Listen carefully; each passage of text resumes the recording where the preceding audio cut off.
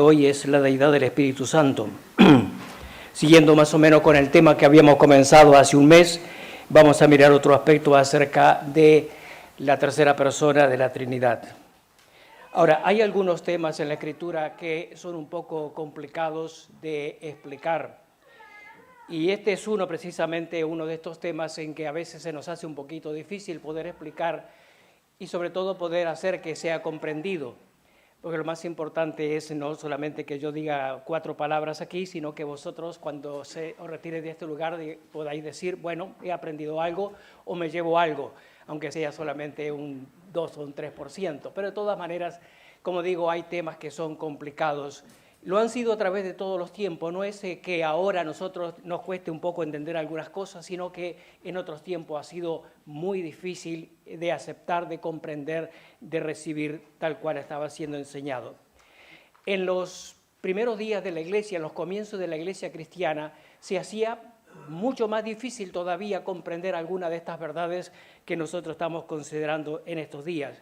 Por el hecho bien evidente y fácilmente comprensible de que ellos no tenían la totalidad de la Escritura como la tenemos hoy. No tenían el Nuevo Testamento completo, apenas unos pocos libros que estaban comenzando a ser escritos y sobre todo se basaban básicamente en el Antiguo Testamento. O sea que la Iglesia de aquellos días, de los comienzos, por lo menos hasta el año 100, no tenía absolutamente nada en que apoyarse para determinadas doctrinas de la Escritura. De ahí que se levantaron movimientos donde se decantaban hacia un lado o hacia otro en cuanto a ciertos aspectos importantes en cuanto a lo que es la deidad. Y uno de los movimientos que más se arraigó, que más peso tuvo, fue el movimiento que se llamó de los unitarios, que solamente aceptaban un solo Dios, que negaban la deidad de Cristo y también, por supuesto, la deidad del Espíritu Santo. Uno de los líderes de este movimiento fue Arrio, y de ahí que el movimiento se llamó de los arrianos. Y tenemos en este tiempo los descendientes, por así decirlo, de los arrianos, que son los testigos de Jehová, que niegan precisamente estos aspectos importantes de los que estamos destacando. Pero en aquellos días ese movimiento era bastante fuerte y permaneció en el tiempo, o sea, a través de los tiempos posteriores, aun cuando luego estaba la Escritura plenamente revelada y completa. De ahí que en la Edad Media y luego posteriormente cuando se levantaron los movimientos reformistas, la Reforma, aún había una lucha en cuanto a esta clase de personas y lo que ellos sostenían. De ahí que cuando comienza prácticamente la época de la Reforma, luego la Inquisición y todo eso, había personas que eran muy fuertes en cuanto a su creencia, negando precisamente la deidad del Espíritu Santo. No sé si hay alguien de Aragón aquí, pero de todas maneras, para los aragoneses, para los maños, es muy conocido el nombre de Miguel Servet. Si caes enfermo en Zaragoza y os llevan al hospital, seguramente os llevarán a un hospital que tiene por nombre Miguel Servet. Era un médico muy famoso, muy conocido, de un pueblo pequeño de Aragón, pero lo que no se dice muchas veces es que era un unitario, era un creyente unitario. Y llegó un momento que este hombre era perseguido por los católicos que querían llevarlo a la hoguera en los tiempos de la Inquisición, pero también era perseguido por los reformistas protestantes por causa de que él negaba la deidad de Cristo, a tal punto que en Ginebra cayó en las manos de los seguidores de Calvino y lo llevaron a la hoguera, para que vean hasta qué punto este aspecto de la doctrina del Espíritu Santo era tan fuerte, era tan controvertido, era tan discutido y era sostenido por algunos de una forma muy fuerte y por otros también en el mismo sentido. O sea, cuando pensamos en la hoguera, pensamos en la Inquisición, pero también había hogueras protestantes. Bueno, es otra historia.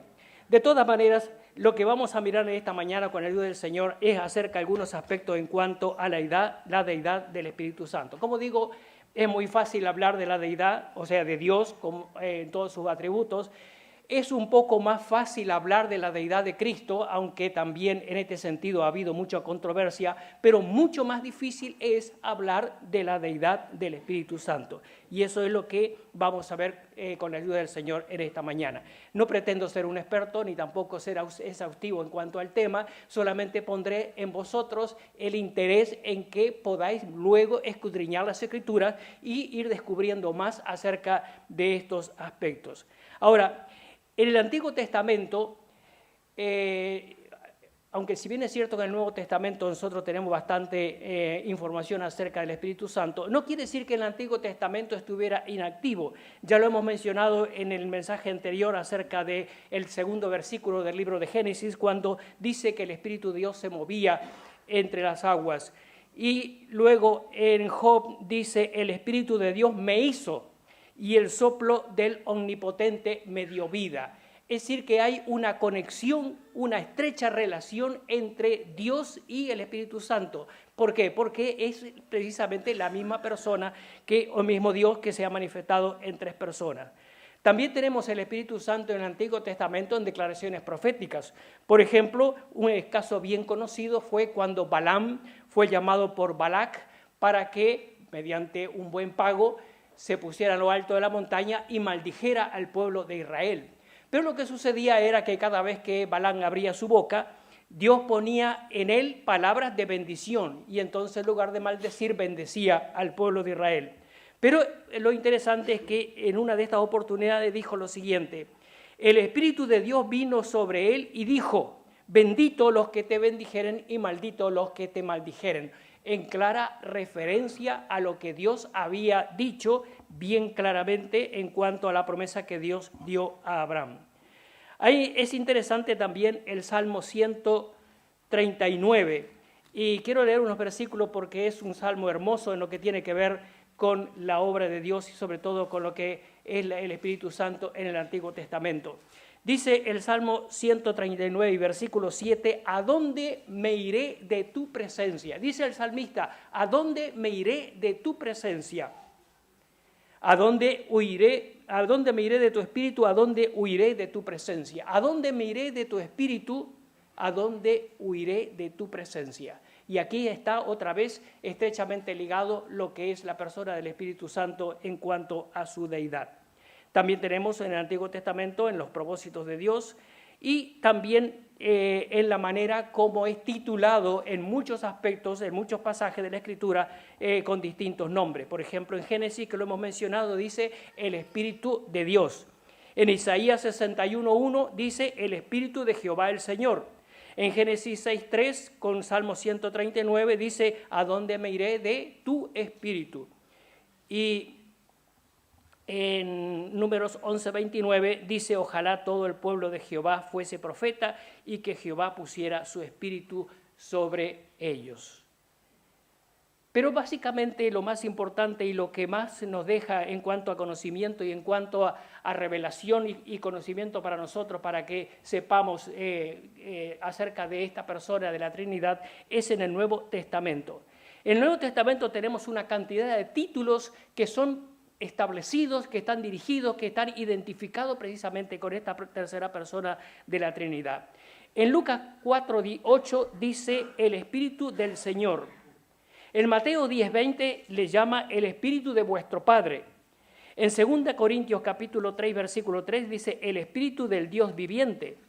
En Romanos 1:4 le llama el Espíritu de santidad. En Hebreos 9:14 el Espíritu eterno. En Juan 14:17 le dice el Espíritu de verdad. Y también en Juan le llama el Consolador. Es interesante que en 1 Corintios, tanto el capítulo 3 como el capítulo 16, habla de la relación del Espíritu de Dios con cada uno de nosotros como creyentes y dice que Dios ha hecho de cada uno de nuestros corazones su templo. Pero lo interesante es la forma como lo dice en los dos pasajes. En uno dice templo de Dios y en otro dice templo del Espíritu. No hay contradicción, sino complementación. Es decir, identifica perfectamente a la deidad del Espíritu Santo. Pero el pasaje que es más evidente y más claro en cuanto a eso es el que ha sido leído en esta mañana. Un pasaje que es impresionante por causa de lo que sucedió en estos momentos de comienzo de la iglesia. Ananías y Zafira es bien conocido este hecho.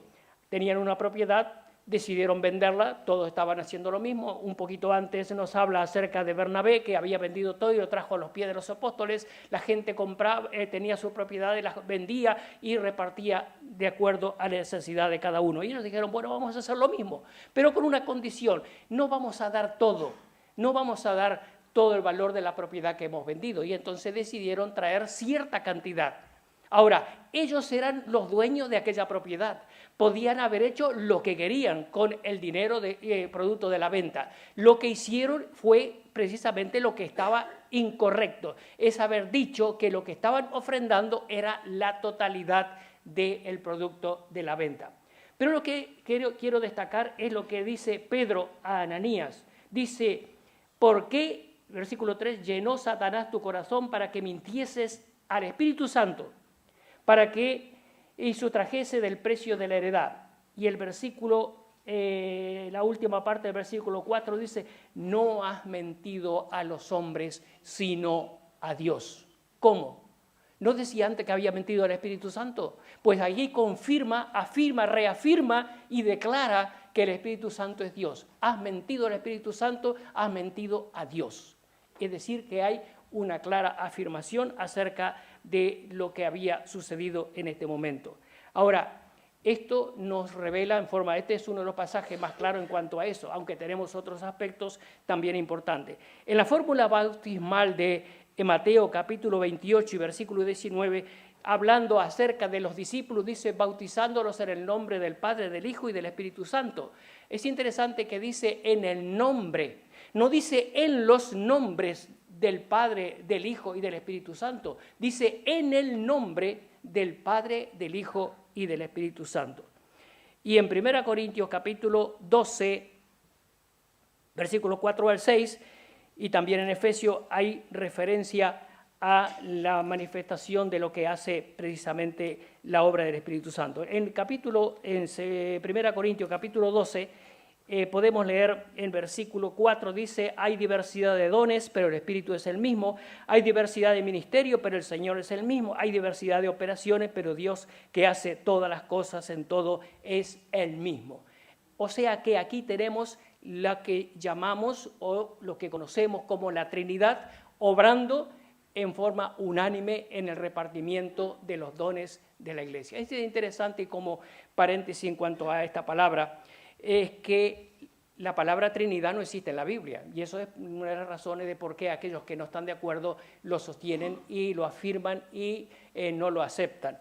Debido precisamente a los movimientos que mencionaba al principio, se reunió en el Concilio de Constantinopla en el año 381 y entonces allí dejaron bien claro la unidad en cuanto a las tres personas de la deidad, y entonces fue cuando recién comenzó, de la mano de Tertuliano, recién comenzó a usarse la palabra Trinidad.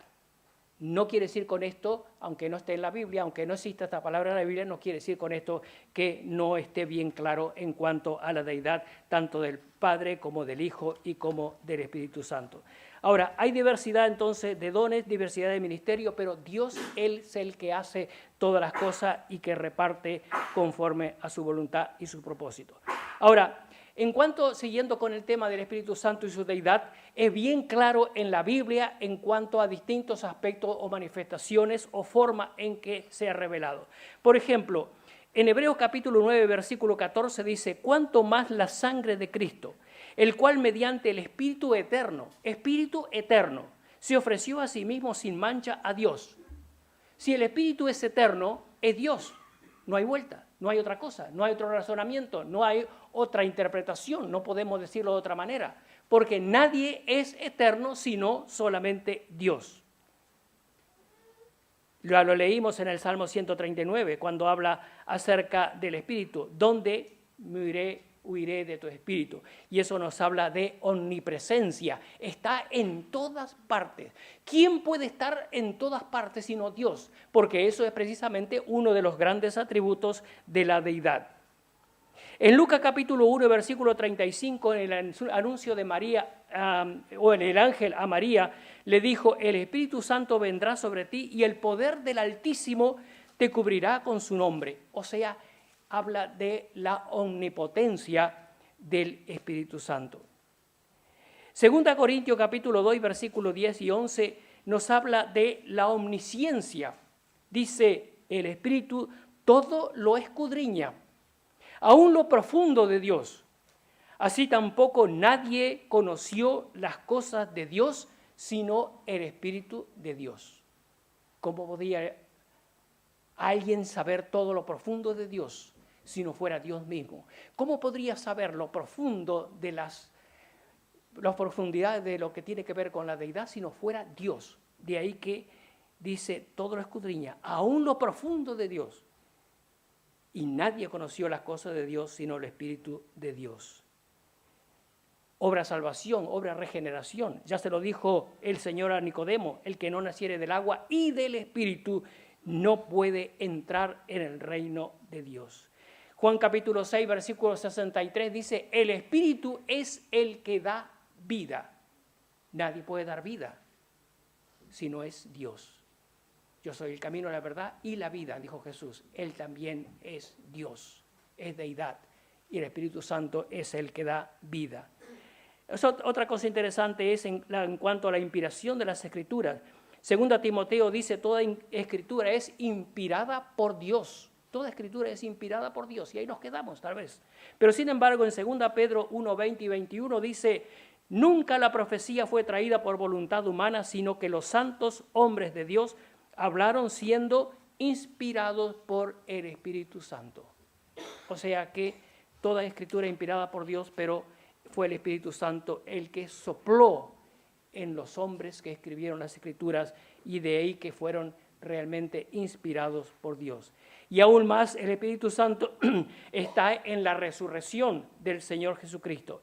Y si el Espíritu de aquel que levantó de los muertos a Jesús mora en vosotros, Jesús fue declarado Hijo de Dios con poder según el Espíritu de Santidad por la resurrección de los muertos. Para que veamos la importancia de lo que es el Espíritu Santo dentro de los planes de Dios, tenemos lo que dice el Evangelio de Marcos capítulo 3 en cuanto a la blasfemia contra el Espíritu Santo.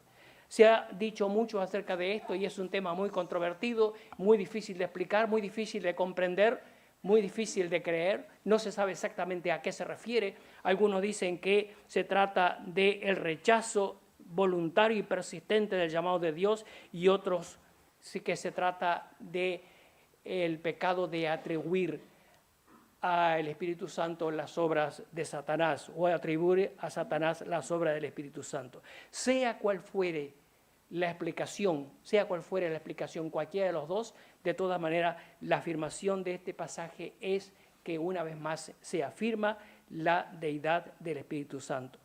Como digo, son cosas difíciles de comprender, difíciles de entender, difíciles de aceptar. La prueba está de que a los creyentes de la iglesia primitiva les costó muchísimo estos aspectos de lo que ahora nosotros llamamos doctrina. Podemos abrir cualquier libro y tener todo lo que es la doctrina y lo que tiene que ver con las profundidades de Dios. Podemos leer perfectamente en cualquier momento, en cualquier lugar, en cualquier sitio, y saber perfectamente. Pero en aquellos días no había ninguna de estas cosas. No había un libro que dijera, esta es la doctrina que debéis creer, iglesia.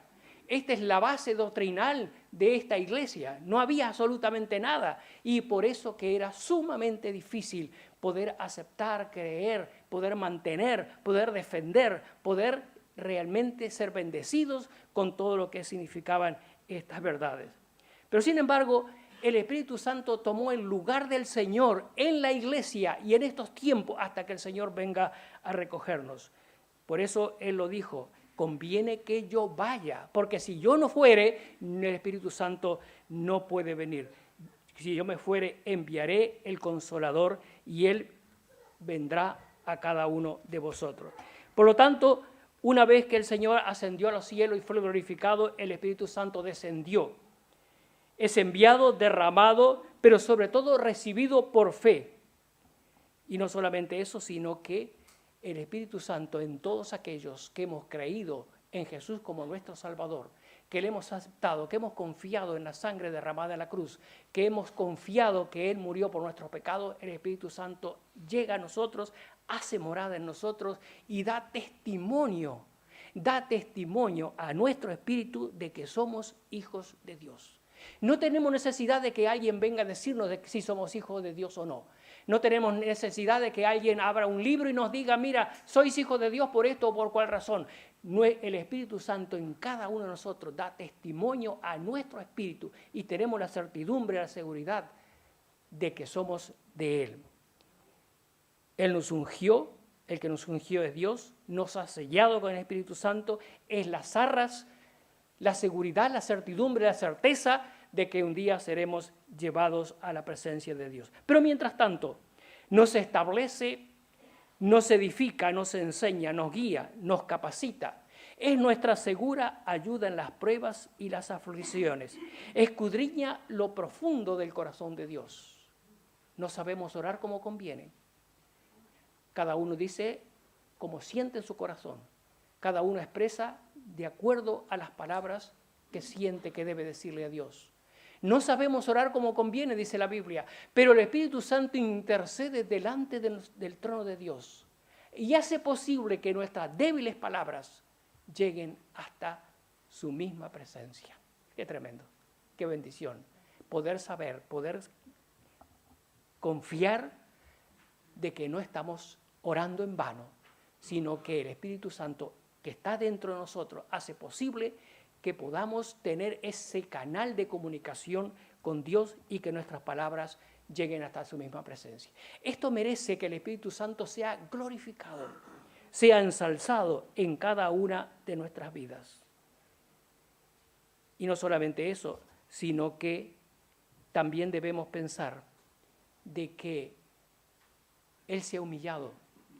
A veces nosotros pensamos solamente en la humillación del Señor Jesucristo y nos centramos precisamente en lo que Él ha hecho por cada uno de nosotros. Se humilló a sí mismo, se hizo obediente hasta la muerte y muerte de cruz. Muy bien, es muy cierto, es una prueba muy evidente de la obra del Señor Jesucristo por nosotros, que siendo Dios se despojó a sí mismo, se hizo semejante a nosotros, fue llevado a la cruz, se hizo obediente hasta la muerte y muerte de cruz por amor a nosotros. Pero sin embargo también tenemos la humillación del Espíritu Santo. ¿Por qué? Porque Él es Dios también. Él es Dios, claro que sí.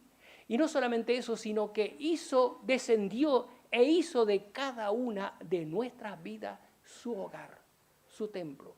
Y si pensamos en lo que somos, si pensamos en cada uno de nosotros, en lo que somos, débiles criaturas, llenos de errores, llenos de problemas, llenos de carencias, lleno de una cantidad de cosas de las cuales muchas veces nos avergonzamos.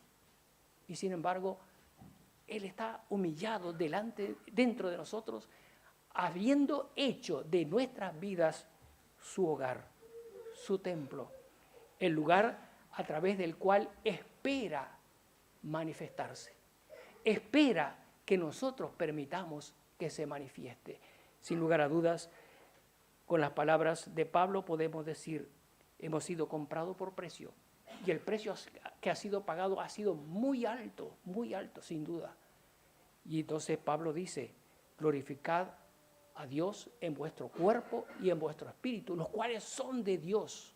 Hemos sido comprados, no nos pertenecemos, son de Dios. Él ha hecho de cada uno de nosotros su templo. Glorifiquemos pues a Dios con nuestro cuerpo, con nuestro espíritu, porque todo pertenece a Él. Esa es la obra del Espíritu Santo en este tiempo. Él es Dios, Él es aquel que mora en nosotros.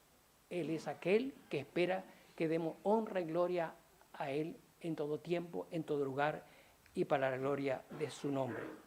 Quiero terminar contando un pequeño, no le diría testimonio, pero de todas maneras una pequeña experiencia del domingo pasado, y hablando precisamente de lo que estamos diciendo, de cómo debemos nosotros estar conscientes de glorificar al Señor con nuestra vida, con nuestro ejemplo, con nuestras palabras, de muchas maneras.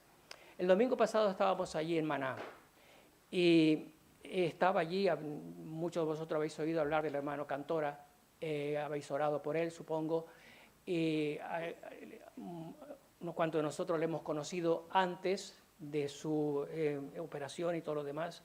Pero el domingo pasado lo que pasó allí me impresionó, realmente me impresionó. Allí estaba este hermano, que le faltaba toda la parte de abajo de la mandíbula, no tenía hueso, tenía una venda que sostenía esta parte de la cara, porque si no se le caería, ¿no? Se le caería completamente. No tenía diente, no tenía mandíbula, no tenía nada, su cara estaba desfigurada, su ojo tenía problemas para ver, sus palabras se entendía muy poco en lo que decía, y allí estaba delante tocando la guitarra y alabando al Señor, cantando gloria al nombre de Dios. Qué tremendo. Me impresionó, me bendijo y me tocó en el corazón, porque yo me pregunto cuántos problemas tenemos, cuántas dificultades, cuántas luchas, cuántas pruebas, qué grande es el problema que tenemos, cuán grande es el problema. Y yo digo, miremos el ejemplo de ese hombre, más grande que él. ¿Nuestro problema es más grande que el de él? No lo creo. Allí estaba él, media cara, pobrecito, con una tremenda dificultad para hablar, cantando y alabando al Señor, al Espíritu Santo que mora en él, y que cuando Él lo determine, lo llevará a su presencia, pero con la certidumbre de saber que ha glorificado su nombre aquí en la tierra.